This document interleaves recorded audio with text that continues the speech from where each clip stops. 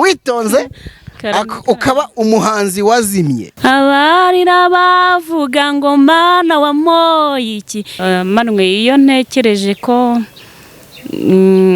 aho nari ngejeje abantu bavuga ati kabisa ibihangano ni byiza courage nkaba nta ndirimbo mperuka gukorera amashusho cyane ubukene buteye ubwoba nyine birambabaza ariko kubera ibyiringiro nanone tuba dufite ku Mana uravuga ati wenda isaha n'isaha Imana izaca inzira nawe wamenya yahantu igitangaza kizaturika. Abagore beza ngo ntabwo bajya bapfa gukena kuko support barazibona ukagose umuntu akakugirira impuhwe kwera kagukunze usa neza uteye neza none wowe waremeye urakena kweri urakena.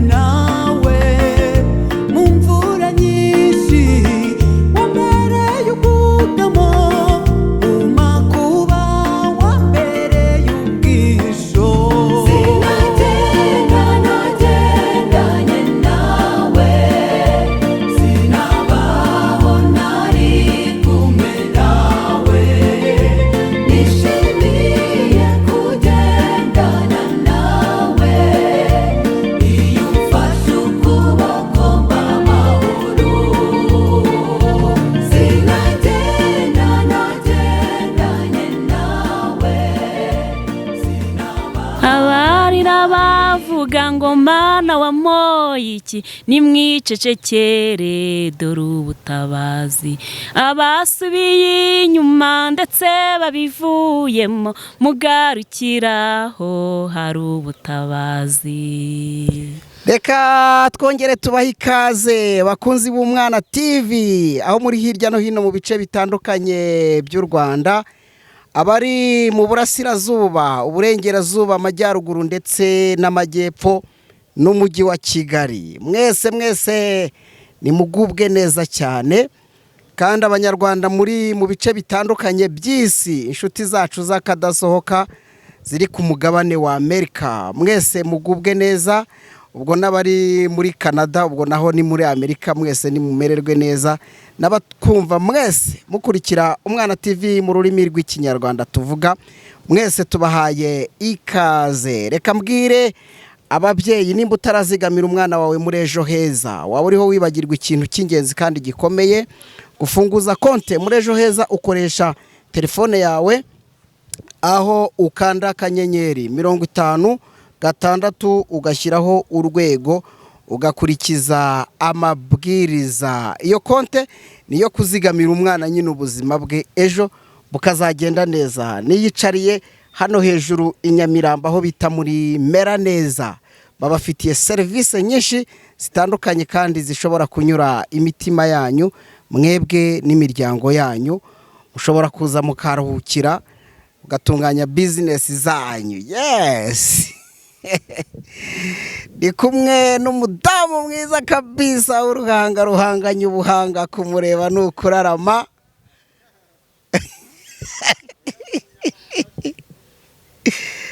Amaboko yameze nk'imitozo yivuruga amata. uwitonze kuri kwitonda cyane nikaye kuri kwitonda cyane bimeze bite? izina ni ryo muntu. Izina ni ryo muntu. Ababyeyi bacu ni abahanuzi. Yes. Uwitonze. Yego. Ako nayego rino zina turisesengureho gato. Kuko hari abantu bumva ngo umuntu ngo aritonda bakagira ngo ni ibya buri wese. Ariko buriya kera ngo abasaza bo hambere iyo bajyaga kwita izina akenshi ngo baheraga uko babona abagore bashatse ngo bitonda. Byashoboka kandi njya nanabyumva. Birashoboka ko ubwo papa nyine yarebye mama areba imico yiwe areba igihe bamaraniye abona ntiyari mwita nyine kuko atari se aravuga ati uyu tubyaranye rero reka tumwite uwitonze kabisa. Izina ryiza nta nubwo nirirwa mvuga irindi gihe ribajyana icyo nta mpamvu kubera ko izina rya famiye ubundi ni ryo zina niryo zina kuko hari n'igihe njya mbitekerezaho ngasanga n'amazina abantu baduhimba Imana irayazi kuko Imana imenya byose ariko buri izina rya famiye n'iry'Imana izi cyane kuko umbabarire kuri kamera ntiwitonde. Ndagerageza. Imana ikorera mu babyeyi ukabyara umwana ugahita wumva wowe ukumva ugomba kumwita kanaka witonze. Witonze kandi koko ukazasanga wenda na wa mwana rya zina ryiwe ni iryo nyine wenda reka no kwivuga jewe reka tujye no ku bandi uzasanga nyine Munyemana Mugisha ugasanga nyine uwo mwana Mugisha uramubyaye uhise uhura n'imigisha gusa ababyeyi bo barabyumva baranabizi. Ngahita mbona rero ko nyine ari Imana iba yakoreye mu babyeyi ubuhanuzi bwa nyabwo. Ababyeyi bagiye bumva uburyo amazina afite ikintu avuze kandi amazina meza. Uwitonze kabisa rero ndareba nko mu misango y'uko abasaza bariho barivugaho uwitonze ukaba umuhanzi wazimye kandi wakunzwe. Kanu karambabaza cyane. Karakubabaza umuhanzi w'umunyarwandakazi ariko wazimye cyangwa ndarengereye? Oya nagurengereye. Nagurengereye ibyo uvuze ni ukuri. Narazimye ariko ibihangano muri gihe ntago byazimye. Umuhanzi w'umunyarwanda wazimye banza nguhamije. Ntacyo bitwaye kuko ibyo uvuze umuntu abisesenguye yasanga ari byo. Ibihangano muri jewe ntago byazimye. Ndabifite byinshi ahubwo habuze agafaranga. Warakenye? Narakenye. Narakoze ndaruha ariko mana aho imbaraga zanjye zigarukiye nyine ndahagarara. Ariko ibihangano ni byinshi muri jewe ivugabutumwa ni ryinshi. Warakenye? Ayabaga ngo abagore beza ntibajya bakena. Sinzi impamvu wenda babivuga ubwo bivuga nawe abafite n'impamvu ariko barakena se ntibakena. Komeze nk'uwakiriye ubukene bwawe nyine kugira ngo umuntu agumane n'akabiri aba afite asa nkaho yemeye guturana nabyo ukabugira umuturanyi mwiza ariko ntabwo biba ari byiza cyane. Manwe iyo ntekereje ko aho nari ngejeje abantu bavuga ati kabisa ibihangano ni byiza courage nkaba nta ndirimbo mperuka gukorera amashusho cyane ubukene buteye ubwoba nyine birambabaza ariko kubera ibyiringiro nanone tuba dufite ku Mana uravuga ati wenda isaha n'isaha Imana izaca inzira ntawamenya ahantu igitangaza kizaturika. Abagore beza ngo ntabwo bajya bapfa gukena kuko support barazibona rwose umuntu akakugirira impuhwe kubera ko agukunze usa neza uteye neza none wowe waremeye urakena kweri urakena ubwo se umuntu akakugirira impuhwe kubera ko uri mwiza uretse ko ntari na mwiza oya uri mwiza kandi uranitonze uri uwitonze mbo wenda ubwiza bwo simbuzi ariko kwitonda byo nshobora kuba ngerageza ntago wiyiziho ubwiza ntabwo nzi gusa nzi ko mu mutima wanjye nta bidega bibamo usa n'Imana weya si no gusa n'Imana gusa mba numva nyine nta bibi biri muri gihe bigatuma wenda nshobora kuvuga ngo ubwo ndi mwiza ariko turebeye inyuma ntabyo nzi ariko n'abariya wenda babigenderaho ntabwo baba bakijijwe wakeneshejwe n'iki reka genda uko mbonye n'ubukene bwawe iki cyagukenesheje ku buryo rwose utabona udufaranga nose ubundi ubwiye njye nibyo nshaka kukubaza ubwiye umuntu uti bazigerageza wenda nkorera indirimbo imwe wenda indirimbo imwe ibyo ari byose umuntu ashobora nko kuyigukorera wenda yabyoroheje nka miliyoni imwe kuko umugore mwiza nkawe yabuze umuntu ngi ntabwo numva ukuntu wazimye ntabwo ndiho mbyumva reka nanjye ikiri kuvuga cye ndumva ntacyumva neza kubera yuko jyewe sinigeze mbona none se ko naho nagiye gukoresha hose mbaha amafaranga nta n'uwavugaga ati nabura reka tukorohereze nabonaga ntanga amafaranga yanjye anshiranye ndarekera ndavuga ati umurimo ni uwawe Mana nawe ukomereza aho ngaho rero ngiye gusaba abantu bakuremere ntabwo nabyanga ukuri reka nkubwize ukuri uyu mugore mwiza wakenye w'umuhanzi mwiza ngira ngo aba dukurikiye ku Mwana TV uwitonze ni umuhanzi ufite ibihangano byiza kandi afite n'ijwi noneho ryiza burya ubuhanzi bujyana n'umuhogo w'umuntu afite ijwi riryoshye mwumvise aho yatangiye avuga ngo abarira muvuga ati Mana wampoye iki ni ukuvuga ngo aka kajwi mwese murakazi kandi kajwi karazimye ngo afite ubukene mwambabari uhito bakuremere koko ntabwo numva ukuntu ugerewe rega wakenye zibyumva reka nkubwire rero manwe ikarame ntabwo ari burage abantu babikoze bafite umutima ukunze wajya gukura ubwatsi guko Mana nyagasani naho nashobora kugera najya ntuma isengesho n'ijwi rijyanye nk'abati mwarakoze ariko nabura ubutumwa bwiza cyangwa ibihangano bikongera bikagera ku bantu bose nk'uko Imana yabiteretse muri njyewe kandi nk'uko nanjye nifuza ko bigera ku bantu bose urumva rero mbonye abo bantu bamfasha kandi koko nta kubeshya njyewe nta muntu wari wamikada nose ubundi ko kinaguhamagaye nakubwira nti ngwino dukorane ikiganiro nkumva uravuze ngo ndi muto nkumva urashaka kubikwepa ngo itangazamakuru wari ufite ubwoba ko ndi bubikubase uko biri kose uko hari n'abantu bagiye bampamagara bakambaza ati se bimeze gute ko nta gihangano cyawe duheruka nyine urumva ntabwo uri kubwira umuntu rero mwebweho mushyira ibintu ku karubanda nyine numvaga byo ntabishaka yewe nyine narebye indirimbo zawe ndagukunda pe ndavuga ntuyu muntu iri jwi ngiye kurishaka kabisa ariko warazimye kuko iri kugutangaza ariko uvuga ko wazimye waziri no kubabara nambo urumva ntago bimbabaza cyane kuko uri no kuvuga ukuri ariko nane ntibyanshimisha kuko si ikintu kizima cyambayeho hanyuma reka rero turebe mu by'ukuri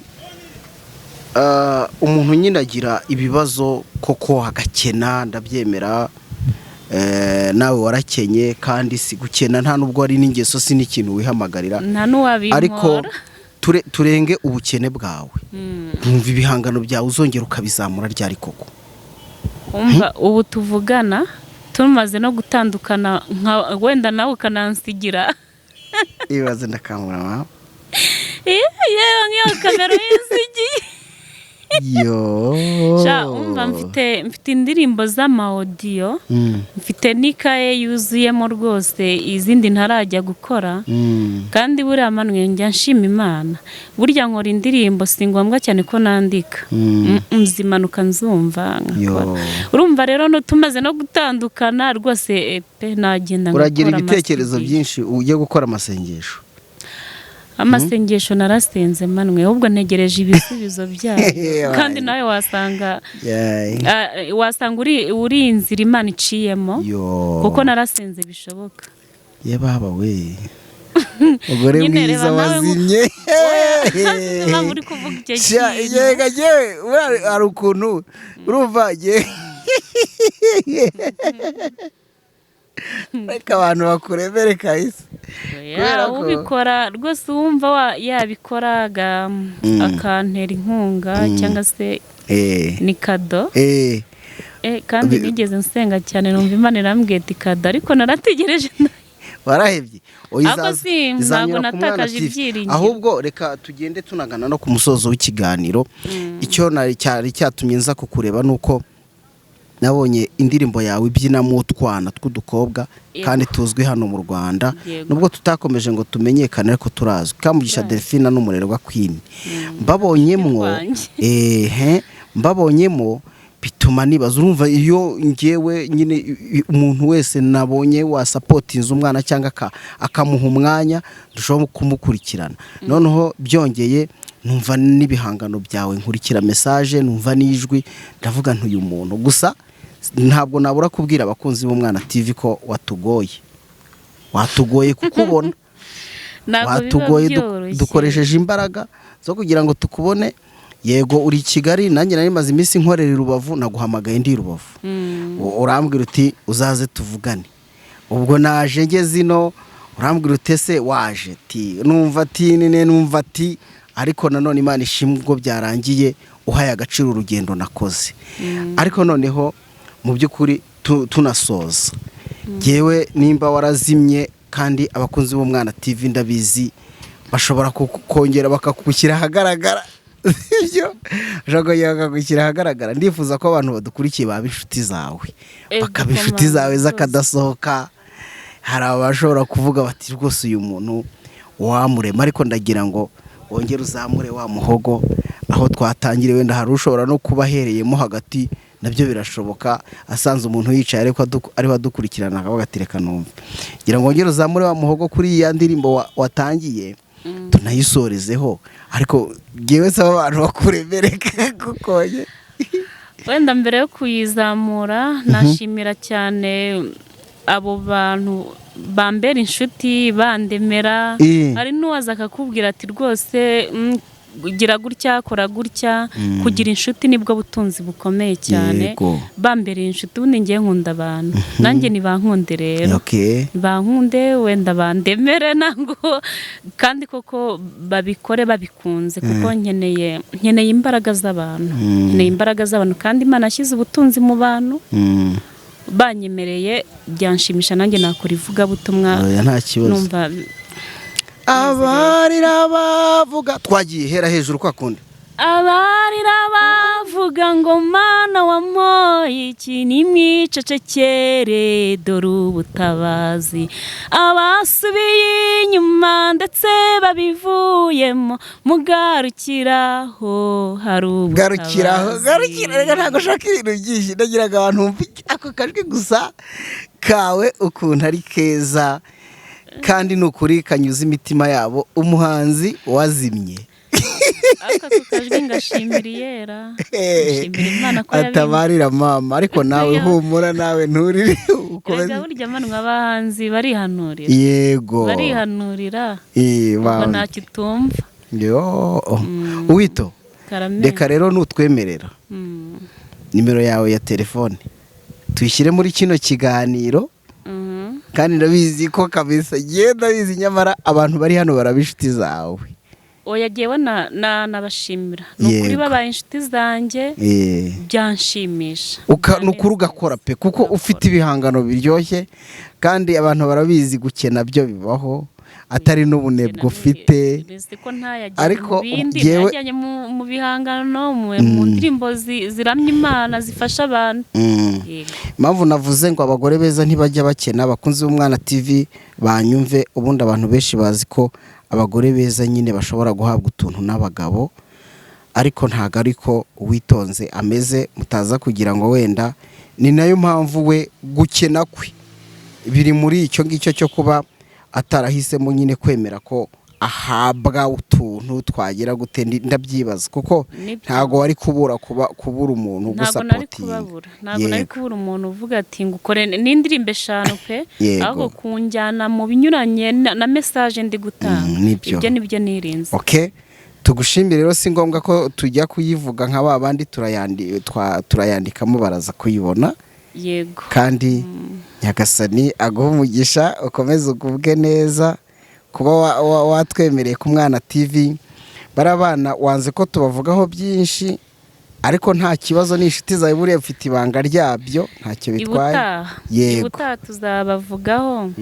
Kandi ndashimira Umwana TV. Yego. Ndashimira abantu bose bakurikirana kino kiganiro, ndashimira abagiye kuba inshuti zanjye n'abari basanzwe ari inshuti zanjye, nabo ntago navuga ngo wenda ndabatakaje, ariko byiza cyane nuko nazarinda mva muri ubu buzima nkigira inshuti ziza ziyongera. Nta gaciro kabisa. Uwitonze, izina ryawe ni ryiza, ukomeze witonde. Sawa, merci beaucoup. Murakoze cyane, Imana ibahe umugisha. Yego, namwe bakunzi b'Umwana TV tubashimire, murakoze, muri inshuti zacu zakadasohoka. Uwitonze Devota, ibihangano bye ushobora kwandikamo inyangamugayo kuri YouTube. Uwitonze show. Uwitonze show. Uwitonze show. Uwitonze show. Okay. Ariko ubanza n'inyangamugayo n'indirimbo. Inyangamugayo iriho, yishyize inyangamugayo niyo yonyine ubona, ariko yishyize Uwitonze show. Okay, yego. Naho nimugerayo muzabahobere. Nimugerayo muzabahobere, muzababwire ngo musize twambara. Yego. Wow. Yego, nukuri ni byiza rero. Nizabageni manwe. Murumva? Okay. Noneho abantu bajya banagutumira bakaguha n'akazi we. Mukunzi wanjye unoranyije mu bandi, sinzagusiga muri uru rugendo, nzakubaha kuko nzabishobora, sinzagusiga ndakurahiriye. Nabo njya mbataramira. Byiza kabisa. Ndumva abagukenera bo baba benshi. Reka tubashimire, inganzo yawe bamaze kuyumva, isobetse ubuhanga, kandi uri inshuti z'abana, uri inshuti y'Umwana TV. Imana iguhe umugisha. Ndizera ko abadukurikiye babaye inshuti zawe kimwe no ko ari inshuti zacu, kandi dushima ko badusapotinga umunsi ku munsi, ibyo dukora bakabitera ingabo mu bitugu. Imana ijye ibaha umugisha, kandi bagurira imbago mwa nshuti imwe. Ndashimire cyane. Nitwa Emmanuel Kanani, narindi kumwe n'umuhanzi wazimye.